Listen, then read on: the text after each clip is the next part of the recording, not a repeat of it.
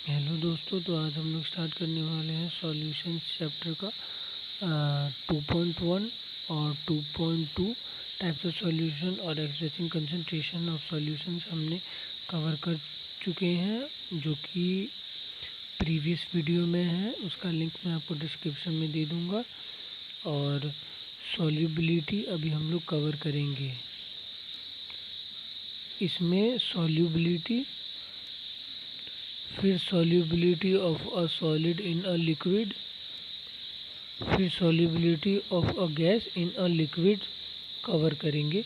तो चलिए देखते हैं। Solubility solubility of a solid is its maximum amount that can be dissolve in a specified amount of solvent at a specified temperature. इसका मतलब किसी भी एक सब्सटेंस का सॉल्युबिलिटी मतलब डिसॉल्व होने की क्षमता और मैक्सिमम अमाउंट, डिसॉल्व होने का मैक्सिमम अमाउंट सॉल्वेंट और टेम्परेचर पे डिपेंड करता है। Solubility of a substance is its maximum amount that can be dissolve, जो कि डिसॉल्व हो सके in a specified amount of solvent, एक specified amount of solvent at a specified temperature. ठीक है। फिर उसके बाद solubility is depends upon the nature of solute and solvent as well as temperature and pressure. इसको समझते हैं। अगर हमने 5 ml ऑफ वाटर लिया और 1 लीटर ऑफ शुगर लिया, मतलब 1 gram of sugar, 1 kg of sugar लिया, तो वो उसमें डिज़ोल्व नहीं होगा। और उसको अगर हम लोग एक बर्नर पे रख देंगे तो वो डिज़ोल्व होना स्टार्ट हो जाएगा, क्योंकि वो एयर के मॉइस्चर के साथ रिएक्ट करेगा। तो सॉल्युबिलिटी सॉल्यूट पे भी डिपेंड करती है, सॉल्वेंट पे भी डिपेंड करती है और टेम्परेचर पे भी डिपेंड करती है। तो आइए देखते हैं कि प्रेशर पे कैसे डिपेंड करती है। सेम एग्जांपल लेते हैं। 5 gram of 5 ml of sugar और 5 ml ऑफ शुगर और उससे भी कम अगर हम लोग वाटर लेंगे तो वो डिज़ोल्व नहीं होगा। और अगर हम लोग उसको एक बर्नर पे रख देंगे तो वो डिज़ोल्व होना स्टार्ट हो जाएगा। और अगर हम लोग उसी चीज़ को एक बहुत ज़्यादा प्रेशर देंगे तो वो डिज़ोल्व नहीं होगा, या फिर उस पर कुछ भी इफ़ेक्ट नहीं आएगा। अगर बहुत ज़्यादा अमाउंट ऑफ शुगर लिया है और बहुत कम अमाउंट ऑफ वाटर लिया है तो वो प्रेशर देने की वजह से भी डिज़ोल्व नहीं होगा। फिर उसके बाद हम लोग देखेंगे solubility of solid in a liquid. तो आइए इसको देखते हैं। सबसे पहला अनसैचुरेटेड सॉल्यूशन, उसके बाद सैचुरेटेड, उसके बाद सुपर सैचुरेटेड देखेंगे। तो सबसे पहला अनसैचुरेटेड। अनसैचुरेटेड मीन्स अगर हमने सब में इसमें same amount of solvent 1 litre लिया है, तो और इसमें 100 ग्राम ऑफ शुगर समझ लेते हैं, इसमें भी 5 ग्राम ऑफ शुगर और इसमें 800 ग्राम ऑफ शुगर लिया है। तो सबसे पहले अनसेचुरेटेड का देखेंगे। Less amount of solute than required saturated solution. अगर हमने कप ऑफ टी लिया है और उसमें चीनी नहीं डाला है, और अगर हम लोग उसमें चीनी डालेंगे जैसा कि हम लोग नॉर्मल चाय में डालते हैं, और अगर हम लोग पिएंगे तो वो नॉर्मली उसमें डिज़ोल्व हो जाएगा और हम लोग उसको पी सकेंगे। तो उसको हम लोग बोलेंगे अनसेचुरेटेड सॉल्यूशन। और वहीं पे अब अगर हम लोगों ने 1 लीटर ऑफ वाटर लिया, उसमें 500 ग्राम ऑफ शुगर डाला, उसको हम लोग बोलते हैं maximum amount of solute dissolve in solvent. मतलब बहुत ज़्यादा अमाउंट ऑफ सॉल्यूट होगा जो कि एक सॉल्वेंट में डिज़ोल्व किया जाएगा। जैसे कि अगर हम लोगों ने वही same example a cup of T लिया और उसमें अगर हम लोग चीनी डिज़ोल्व कर रहे हैं, एक कप चाय है और उसमें आधा कप अगर हम लोगों ने चीनी डाल दिया तो वो बहुत ज़्यादा हो जाएगा। उसी को हम लोग सैचुरेटेड सॉल्यूशन बोलते हैं। फिर सुपर सैचुरेटेड सॉल्यूशन देखते हैं। तो it contain excess amount of solute then formation of saturated solution. इसका मतलब अगर हम लोगों ने 1 लीटर ऑफ वाटर लिया है या फिर 1 लीटर ऑफ या फिर 1 कप ऑफ टी लिया है, और अगर हम लोग उसमें चीनी डिज़ोल्व करते जा रहे हैं करते जा रहे हैं, तो एक ऐसा टाइम आएगा जब चीनी डिज़ोल्व उसमें नहीं होगा, मतलब शुगर उसमें डिज़ोल्व नहीं होगा, और उसी को हम लोग बोलते हैं सुपर सैचुरेटेड। क्योंकि जो चाय के जो पार्टिकल्स है उसमें गैप उनका उनमें जो गैप होगा वो फिल हो चुका होगा शुगर की वजह से, क्योंकि शुगर जितना डिज़ोल्व हो रहा था वो शुगर उनके पार्टिकल्स के बीच में जा रहा था, इसी वजह से वो डिज़ोल्व हो रहा था। लेकिन अब वो डिज़ोल्व नहीं होगा क्योंकि हमने बहुत ज़्यादा अमाउंट ऑफ शुगर डाल दिया है। जैसे कि यहाँ पे दिया हुआ ही है, अगर 1 लीटर ऑफ वाटर लिया है और 800 ग्राम ऑफ शुगर ले लिया है जो कि सॉल्यूट के रूप में है, तो इतना ज़्यादा वो डिज़ोल्व हो जाएगा कि उसके बाद वो डिज़ोल्व नहीं होगा, इसके पार्टिकल्स बीच में रह जाएंगे, छोटे छोटे पार्टिकल्स। ठीक है। और कंसंट्रेशन ऑफ सॉल्यूशन, मतलब यहाँ पे कंसंट्रेशन कम था, यहाँ पे फिर बढ़ा, यहाँ पे और बढ़ गया, इसी को हम लोग बोलते हैं कंसंट्रेशन ऑफ सॉल्यूशन, जो कि इंक्रीज होता है from unsaturated solution to super saturated solution. उसके बाद हम लोग देखते हैं effect of temperature. The solubility of a solid. तो अब हम लोग देखते हैं इफेक्ट ऑफ टेम्परेचर सॉल्युबिलिटी में। इफेक्ट ऑफ टेम्परेचर वो था हमारा सॉल्युबिलिटी 2.3, ये है 2.31। ये वाला है solubility of solid in a liquid solution. ठीक है।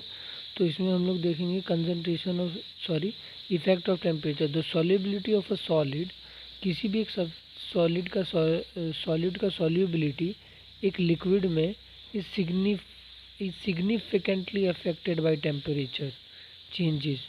मतलब जो सॉलिड है वो कितना डिज़ोल्व होगा वाटर में, वो सिग्निफिकेंटली वो अफेक्ट करता है टेम्परेचर चेंज पे।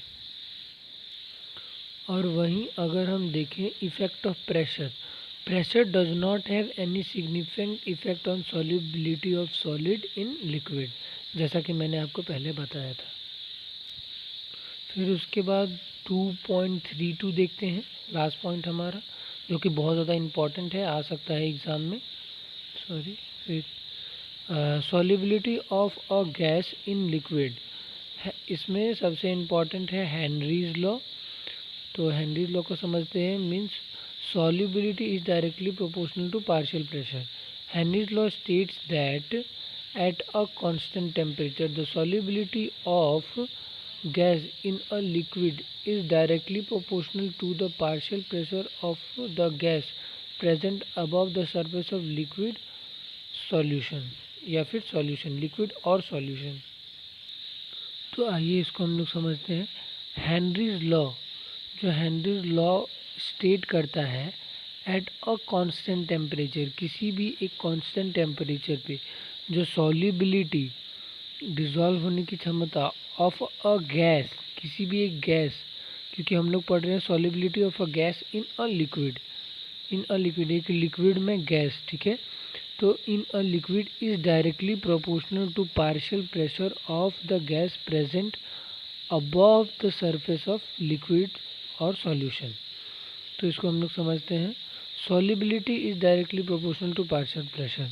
और अगर हम लोग ये क्या बोलते हैं इसको, डायरेक्टली प्रोपोर्शनल, जो प्रोपोर्शनैलिटी का साइन हटाने के लिए हम लोग के यूज़ किया है, हेनरीज कांस्टेंट इसको बोलें, वेयर एस जो होगा solubility of a gas in liquid, जो कि इसका हम लोग ये यूनिट है, ये हम लोग थोड़ी देर में देखेंगे। और के जो होगा हेनरीज कांस्टेंट होगा, और पी जो है पार्शियल प्रेशर जो कि बार में होता है। इसको हम लोग देखते हैं। Solubility is equal to amount of solute by volume of saturated solution. Means जो सॉल्युबिलिटी होगा जो सॉल्युबिलिटी होगा वो मोल पर लीटर पे डिपेंड करता है। मीन्स इसको इसको अगर ये समझ नहीं आया तो हम लोग ये वाला देखते हैं, दोनों एक ही है। Solubility is equal to Henry's constant into partial pressure. तो अगर हम लोग इसका यूनिट निकालना हो तो वो भी बहुत इजी है, इसको इधर ही रखेंगे, ये पी को नीचे लेके जाएंगे, एस बाई पी। तो एस जो होगा वो हमारा सॉल्युबिलिटी होगा जो कि बार में होता है, और और ये जो मोल, एक मिनट हम लोग यहाँ पे देखते हैं इसको अच्छे से। के एच यानी Henry's constant is equal to mole per litre by bar. Mole per litre इसलिए यूज हुआ क्योंकि वो सॉल्युबिलिटी है, और फिर बार जो होगा वो पार्शियल प्रेशर जो कि हमारा पी से डिनोट किया जाता है। तो के H is equal to mole per litre bar inverse, और यहाँ पे लीटर भी इन्वर्स में होगा।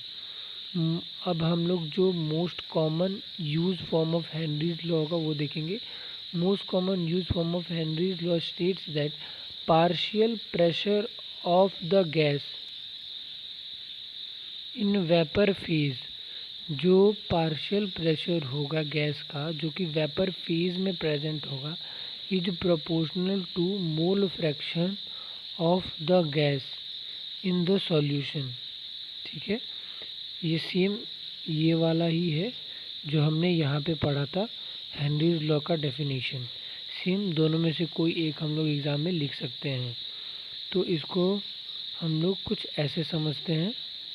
तो बुक में एक एग्जांपल दिया है, जो effect of pressure on solubility of a gas के सॉल्युबिलिटी पे उसका हम लोग एक एग्जांपल देखते हैं। जैसे कि एक बीकर है, उसमें ये जो है हमने ले लिया है एक सॉल्यूट, और ये हो जाएगा हमारा ये एक सॉल्वेंट और ये हो जाएगा सॉल्यूट।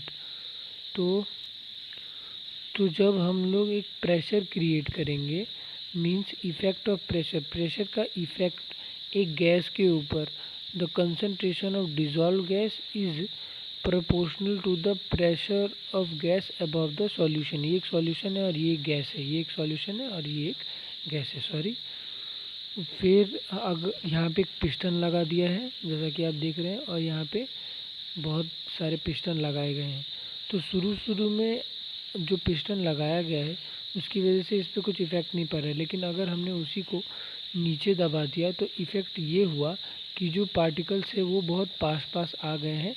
इसी को हम लोग बोलते हैं कि जो solubility of a gas in a liquid उसमें प्रेशर इफ़ेक्ट करता है। इसमें नहीं करता था solubility of a solid in a liquid, लेकिन इसमें इफ़ेक्ट करता है। तो यही एक एग्जांपल दिखाना था। फिर हम लोग एप्लीकेशन ऑफ हेनरीज लॉ देखते हैं। दो ही काफ़ी होता है जो कि एग्ज़ाम में आ सकते हैं। तो सबसे पहला, to increase solubility of CO2 का सॉल्युबिलिटी इंक्रीज करने के लिए, जो मतलब डिज़ोल्व हो जाए सॉफ्ट ड्रिंक और सोडा वाटर में, डिज़ोल्व होने की क्षमता, डिज़ोल्व हो जाए सोडा वाटर में और सॉफ्ट ड्रिंक में, the bottle sealed under high pressure. जो आप कोल्ड ड्रिंक पीते हैं, अगर आप उसका ढक्कन खोलेंगे तो वो एक पफ करके साउंड आता है, तो वही जो होता है वो CO2 होता है, जो कि बहुत ज़्यादा प्रेशर में डिसॉल्व किया गया होता है।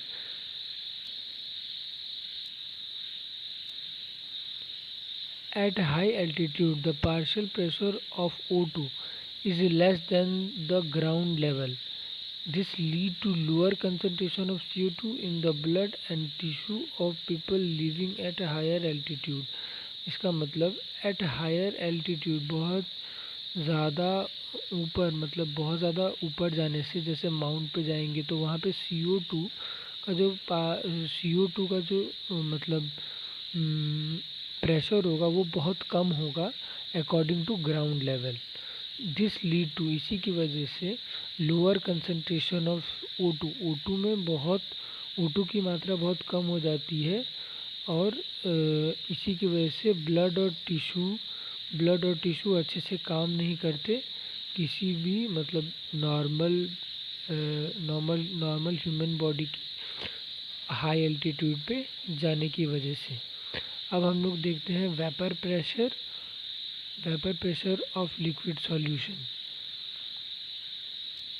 Vapour pressure of liquid solution हम लोग अगली वीडियो में देखते हैं। तब तक के लिए थैंक यू। मिलते हैं अगले एपिसोड में। Thank you for watching this video. Follow, like, subscribe and share.